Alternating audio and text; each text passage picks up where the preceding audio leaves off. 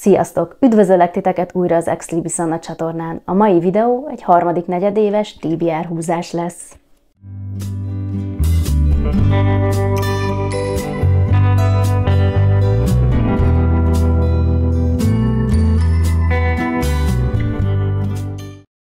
Én is kedvet kaptam arra a népszerű TBR módszerre, hogy véletlenszerűen húzom ki a következő 3 hónap olvasmányait.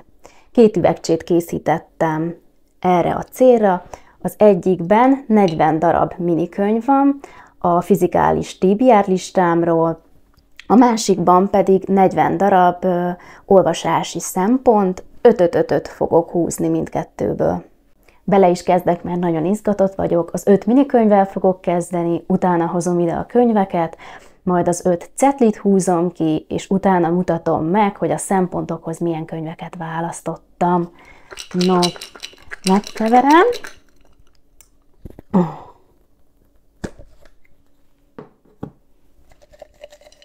Kicsit kézzel is megkeverem. Nézzük az elsőt, ami Kazuo Ishiguro, Ne engedj el.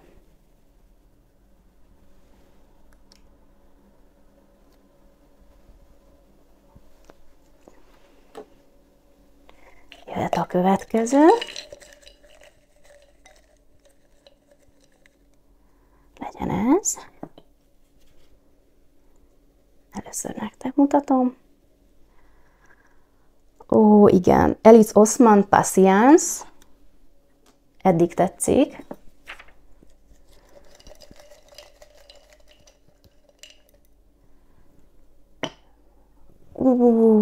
Igen. Joseph Karika, A hasadék. Borzongós nyár lesz. A negyedik.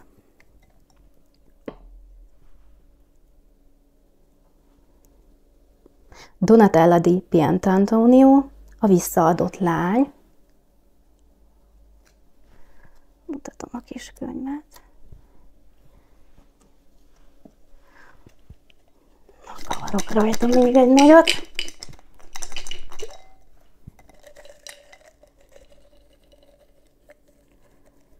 És az 5. Ezt valahogy éreztem. Ez az Időutazó felesége. Ide hoztam a minikék nagy verzióját. A Ne engedj el Kazuo Ishiguro a Napok romjai után talán második legismertebb regénye. A disztópia egy külvilágtól elzárt magániskolában játszódik, és 3 régi diák emlékezik vissza egykori diák éveikre, ahol olyan szellemben nevelkedtek, hogy mentális és testi egészségük a társadalom javát szolgálja. A regényből készült 2010-es filmadaptációt a megjelenés évében láttam már, ezért a cselekmény fő fordulatát ismerem, ettől függetlenül nagyon kíváncsi vagyok a Nobel-díjas szerző írására. Alice Oseman Patience című regényének főszereplője a Heartstopper Fülig belét zúgtam sikeres képregény sorozatából ismert Charlie nővéréről, Tori Springről szól. Az írónő ifjúsági regényeiben mindig egy fontos témát állít a középpontban, a szoliter, a depressziót és az öngyilkosságot fogja boncolgatni.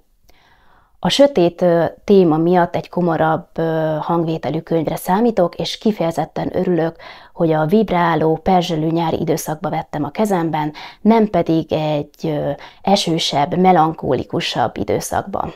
Joseph Karikának a Hasadék című misztikus thrillere az utóbbi évtized talán legnépszerűbb szlovák regénye volt.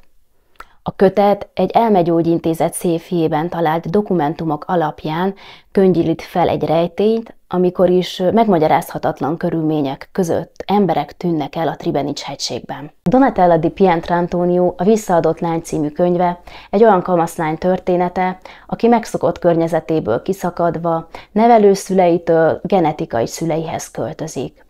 Kíváncsi vagyok, hogy ezt a különös eseményt hogyan fogja feldolgozni a kislány, és hogyan fog beilleszkedni új otthonába, illetve kit fog ezek után valódi szüleinek tartani. Audrey Niffenegger, az időutazó felesége, Claire és Henry szerelmi története váltott szemszögben elmesélve, egy igen különös csavarral fűszerezve. Ugyanis Henry időeltolódási rendellenessége született, azaz időutazó. A férfi időugrásai kiszámíthatatlanok, ennek ellenére főszereplőink próbálnak egy normális életet kialakítani. Ebben a kötetben arra leszek elsősorban kíváncsi, hogy a kiszámíthatatlan külső ingerek milyen hatással lesznek a gyermekvállalásra, a családi dinamikára, és ezt az írónő milyen mélyen fogja kifejteni. Most pedig jöjjenek a színes cetlik, ez szerintem még izgalmasabb, ezt is megrázom,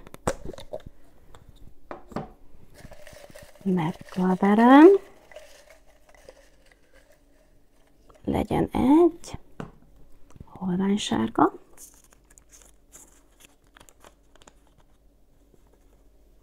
egy 2025-ös megjelenés. Ez nem olyan nehéz.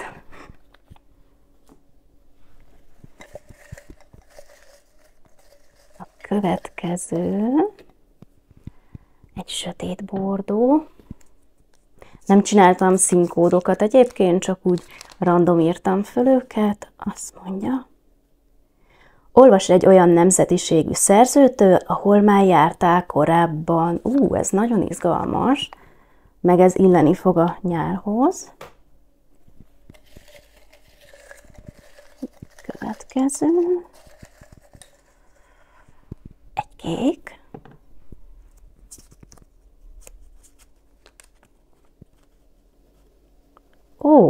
Egy felkapott romantazi.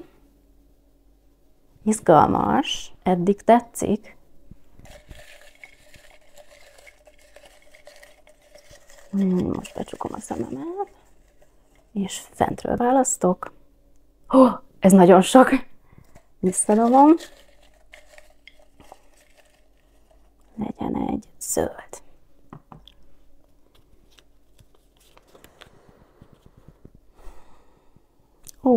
Egy könyv, aminek a szerzője a Druszád. Tehát Annától fogok olvasni. És az utolsó.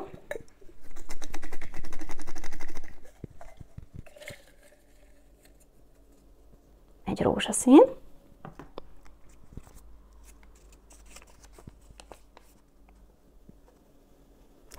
Egy 80% alattra értékelt könyv a TBR-ról.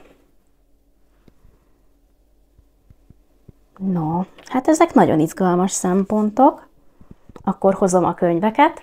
Az egy 2025-ös megjelenésre egy igazán friss könyvheti beszerzést hozok, Rachel Harris-től a Fekete bárányt.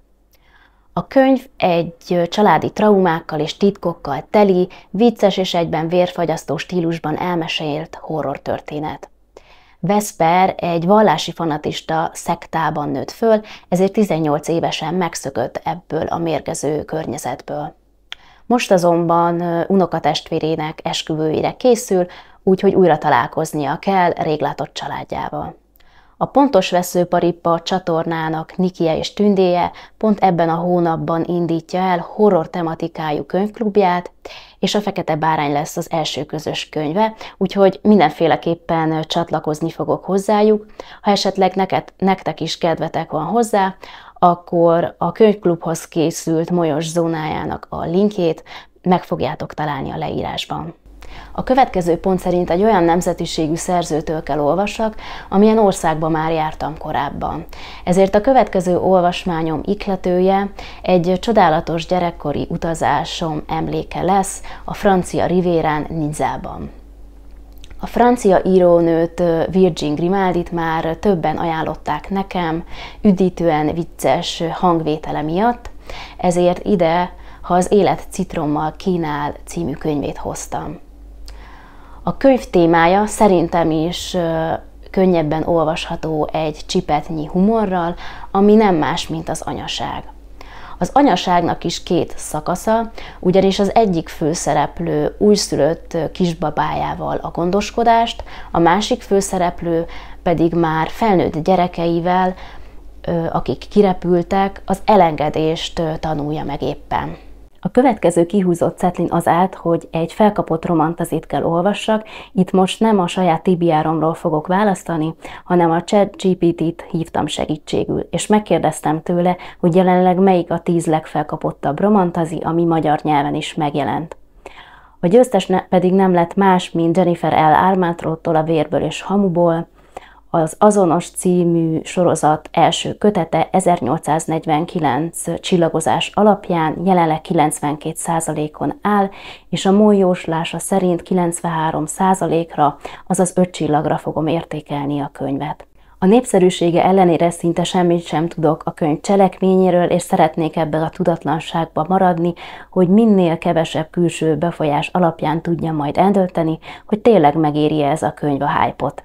A negyedik cetlin az állt, hogy a Duszámtól kell olvassak, ezért fogom kikölcsönözni a könyvtárból Anna Woltztól a 100 óra sötétséget.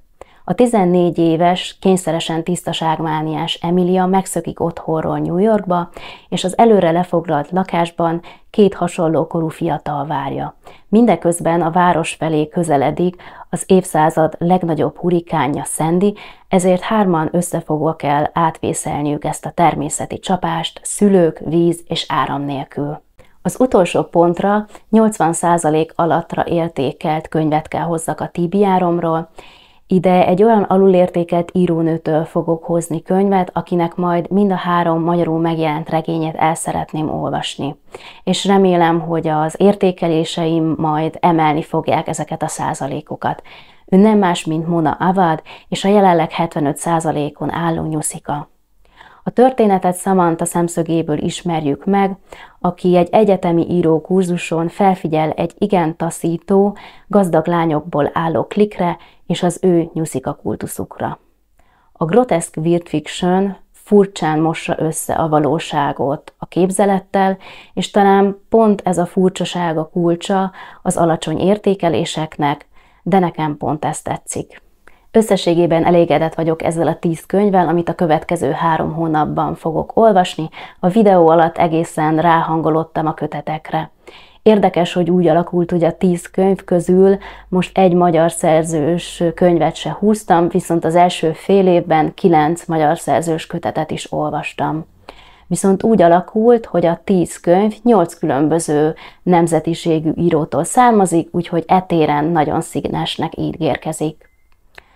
Köszönöm, hogy velem tartottatok, remélem tetszett ez a típusú videó, én nagyon élveztem, találkozunk legközelebb, sziasztok!